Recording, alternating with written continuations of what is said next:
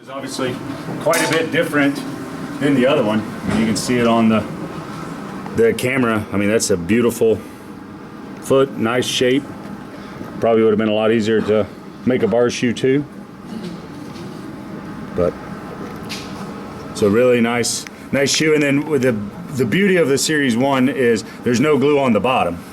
So your trim, your prep work on the bottom or the solar surface does not have to be anything special. If you're going to direct glue and you're a person that wants to put glue over the white line and the sole, the bars, all of those things, your prep work needs to be a little more meticulous to prevent the bruising, the abscesses, those type of things. But I do think a lot of the complaints or potential problems you have with glue all involve just getting glue over the white line. And so I think anything you can do to keep glue away from it is ideal. And certainly the Series 1 indirect model makes that very, very easy. Because like if you just take glue and cover it over like that black spot right there, it's just going to get worse, or abscess, kind of worst case scenario. But like all these little tracks, like all through the toe, you put glue over that and it tends to get worse. So, but the prep to the outer hoof wall does have to be different. So naturally, everything, all the bond, all the glue is going to be on the outer hoof wall. So I had to remove all dirt and debris from the outer hoof wall. And I do think if they fail anywhere, they fail back here in the heel region. So I definitely make sure your heel's all the way wrapped around, get clean. And then once we're shaped and fit up, we'll use our little huck buffer there and make it soft. But I do go ahead and get the majority of the dirt and debris off with a rasp, get it out of the way before I ever start fitting the shoe, mostly just to keep the cuff clean.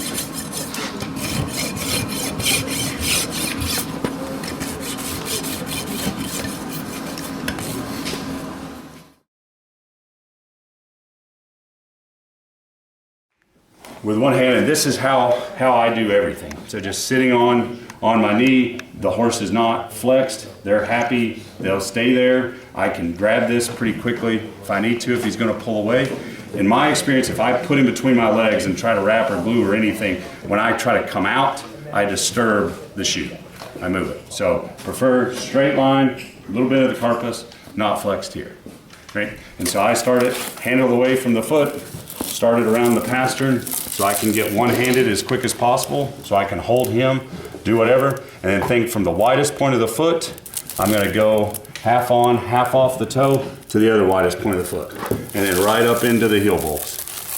So it's just one quick motion. That locks the toe, and we need 5 to 10 of those as quickly as you can. At that point, the toe is not gonna move forward or backwards much, right? Like it's set in place.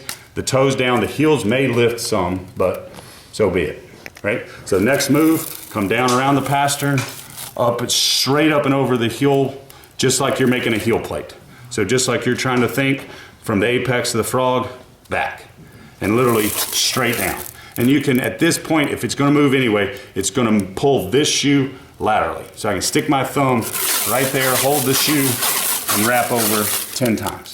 At that point, it stops. It won't move, it's in where it's going to be, and then you just simply cover everything. But if you start this wrap and start like trying to hook it like this to where you're on the heels from the widest point back without already having it locked into place, you push it forward, right? So if you put it on there and you go, oh crap, it slid back on me, this move pushes your shoe forward. So if I come down to where I'm just half up the heel bulbs and mostly on this wedge, it pushes it down, right? If I've noticed, oh my God, it's, I want it to come back more, like I've let it slide to where the shoe's in front of the toe, and it looks horrible when that happens. But if it does, you just need to get to where you're half on, half off, and pulling it back more.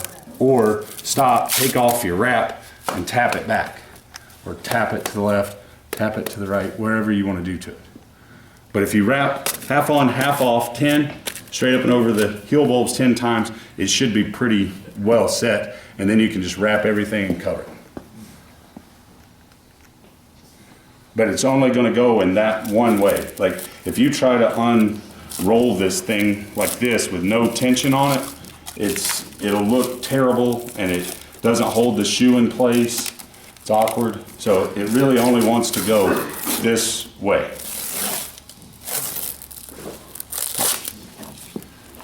Sound good? Right.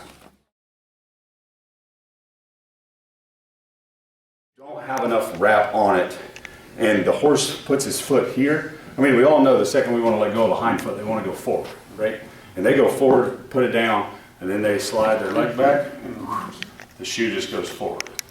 So for a hind, it is a little awkward. I don't get on my knee for it. This is when I do wish I had bigger hips, but you just kind of lock it on your hip, and then I do the same thing. So start here at the pastern, half on, half off the toe.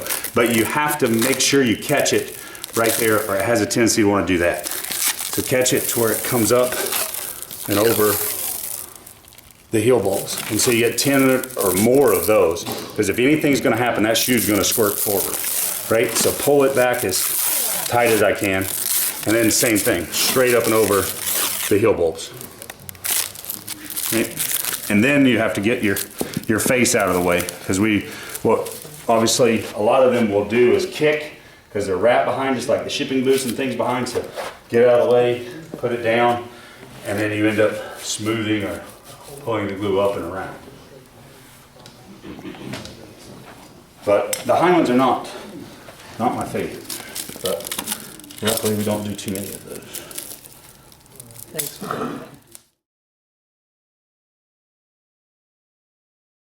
For cutting the fabric, the shears they sell are by far and away the easiest way to do it.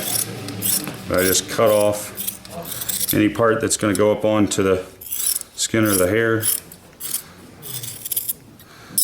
And then I unfold everything to get started. So it's nice and open. So if anywhere there's a place where they fail, it's not getting enough glue at the bottom in this seam. So you don't get enough glue right here, that's where the foot moves, wears, and you don't want that to be pure fabric and just flexing. You want it to be set up and be the true composite. It's hard.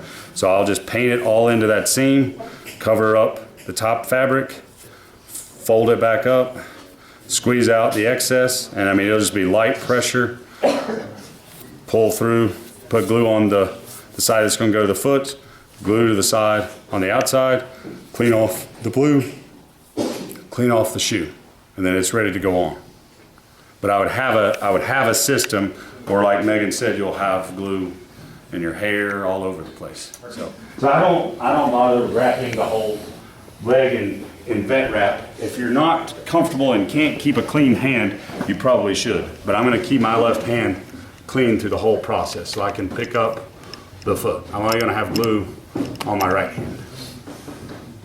Okay. Does that make sense? So if you're going to get glue on your hands and you have to go to pick it up, you want to have vet wrap or something from the knee down, right? And vet wrap, so you use vet wrap the leg, fold it up, and then tape around the cornet, right? But like I said, I've streamlined it to make it as quick and easy as possible for me.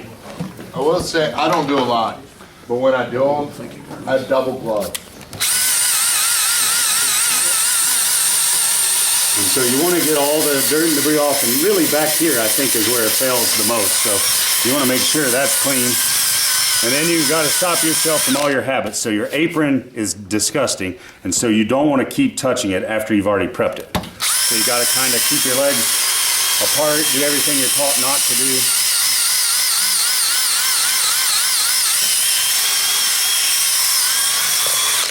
Do you use a torch? Me? No. So I'm just as bad as if they, as long as they don't leave, you know, a big wet spot like that, I think they're good. And the outer wall, I think, is pretty dry, so I don't really torch. And I'll admit, I stopped using denatured alcohol and acetone and methyl ethyl ketone a long time ago. I still use it on feet that come in and they've been out in the rain and the mud. But I just take the cornet and down. I'm dumb and forget when I get to the horse. The first one's the shoe. I'm bad to walk with glue and not have the shoe. So I stick the shoe, as dumb as that sounds, on my forearm. It has to go with me, and then I often forget the wrap. So before I ever even squirt glue, wrap goes in my back pocket. So I'm going to the horse with everything I need, right? So then it's just from that point, glue.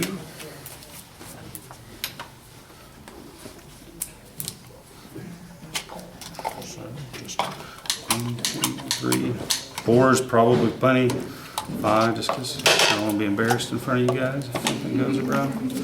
And then I just like black dye to make it match the foot. It makes me crazy to see the beige on a black foot.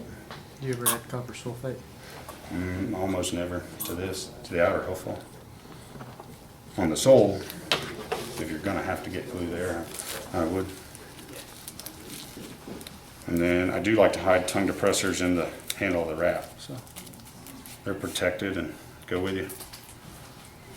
All right, so I got fast set, so it's gonna set up in 5 to 8 minutes. I'm just gonna start stirring, probably 30, 45 seconds, get a nice mixture.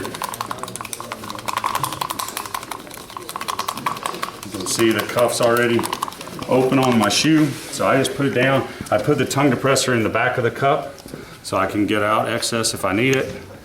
Cover down into that fold, pull it up, cover that layer. It's black. Pull this up, squeeze lightly all the way through what's going to touch the foot, and then the outer. And so glue is actually not your friend. You want to get rid of all excess glue you can. You want this to be as thin as possible to make the composite you're building out of the glue and the fabric strong, right? So make sure there's no excess glue there. Clean off my shoe, and then it goes to the ground. So hands clean. Pick it up onto the knee, wet the foot. So I start back here, make sure the heels get covered. No glue on the bottom of the foot. Start at the toe, slide it back. Just the toe, slide it back. And then I shuck my gloves, and then any excess shoe sticking out or anything I'm worried about, I go ahead and paint it kind of like a direct glue. Right. Wrap comes out, pastern half on from the lightest point forward. 5, grab it, 1. 10, and then just cover it. Nope, there went my tongue depressor. Got to its side. Good boy, Cash. But you can see, I mean, the shoe hasn't moved. It's right where I wanted it.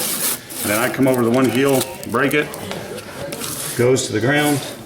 They never want to put it where you want to put it. But wait on, put it down, and then I just pull up excess glue with the handle. So you want to get rid of all air bubbles, wrinkles, anything. You can move glue from one side of the shoe to the other if you need to for whatever reason.